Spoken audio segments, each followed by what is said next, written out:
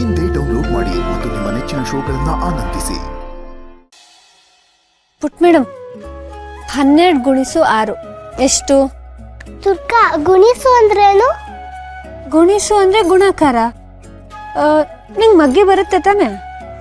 ದುರ್ಗಾ, ನಂಗೇನು ಅರ್ಥ ಆಗ್ತಿಲ್ಲ. ಕಡೀಲಿ. ಈ ಚಿಹ್ನೆನ ಗುಣಾಕಾರ ಅಂತ ಕರೀತಾರೆ. ಓ, ಮಲ್ಟಿಪ್ಲಿಕೇಶನ್. ಹಾ, ಅದೇ ಪಿಕ್ಲೇಸನ್. ಹಾ.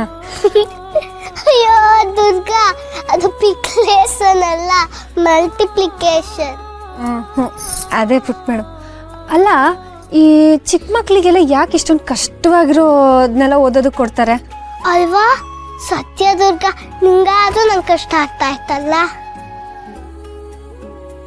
ದುರ್ಗಾ, ನಮ್ ಕತೆ ಏನ್ ಕೇಳ್ತೀಯ? ಎಷ್ಟು ಓದಿದ್ರು ಸಾಕಾಗಲ್ಲ. ಸ್ಕೂಲಿಂದ ಬಂದ್ರೂ ಹೋಮ್ವರ್ಕು. ಮತ್ತೆ ದುರ್ಗಾ, ಸ್ಕೂಲಲ್ಲಿ ವೆಕೇಶನ್ ಅಂತ ಕೊಡ್ತಾರೆ. ವೆಕೇಶನ್ ಪೂರ್ತಿ ಮುಗಿದೇ ಅಷ್ಟು ಹೋಮ್ವರ್ಕ್ ಕೊಡ್ತಾರೆ.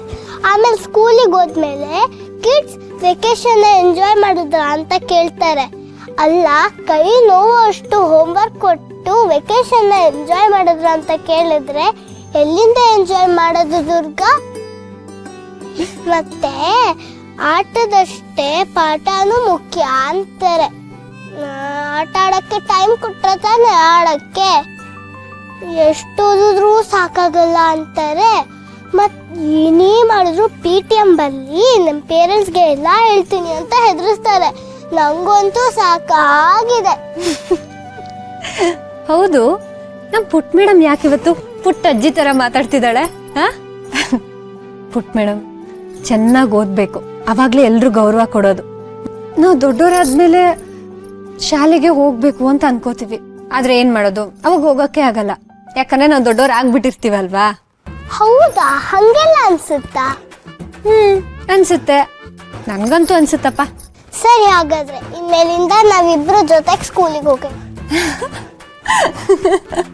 ಏನ್ ದುರ್ಗಾ, ತುಂಬಾ ಖುಷಿಯಾಗಿದೆಯಾ?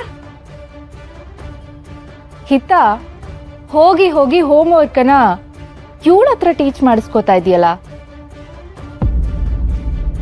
ಅನ್ಎಜುಕೇಟೆಡ್ ಹತ್ರ ಎಜುಕೇಶನ್ ಹೇಳಿಸ್ಕೋತಾ ಇದೆಯಲ್ಲ.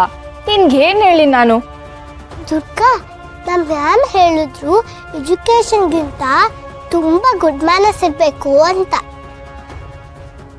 Durga, good girl. ನಗು ಬರ್ತಾ ಇದೆಯಾ?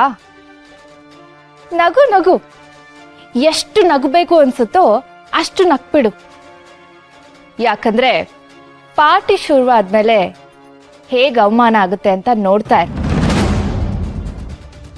ಮನೆಯವರೆಲ್ಲ ನಿನ್ನನ್ನ ಪ್ರೊಟೆಕ್ಟ್ ಮಾಡ್ತಾ ಇದ್ರು, ಪ್ರೇಸ್ ಮಾಡ್ತಾ ಇದ್ರು ಅಂತ ತುಂಬಾ ಮೆರೀತಾ ಇದ್ದೆ ಅಲ್ವಾ? ಅನ್ಎಜುಕೇಟೆಡ್ಸ್ನ ಹೊರಗಡೆ ಸೊಸೈಟಿ ಹೇಗ್ ನೋಡುತ್ತೆ ಅಂತ ನಿಂಗಿವತ್ತು ಗೊತ್ತಾಗುತ್ತೆ. ನಿನ್ಗಿರೋ ಬೆಲೆ ಏನು ಅಂತ ಇವತ್ತು ಗೊತ್ತಾಗುತ್ತೆ.